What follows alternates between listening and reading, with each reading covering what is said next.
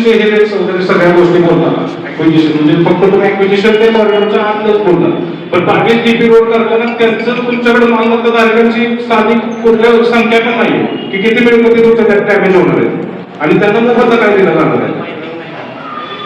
नाही DP road करणार आहे ना, डीपी मध्ये ऑलरेडी वाइंडिंग आहे सर.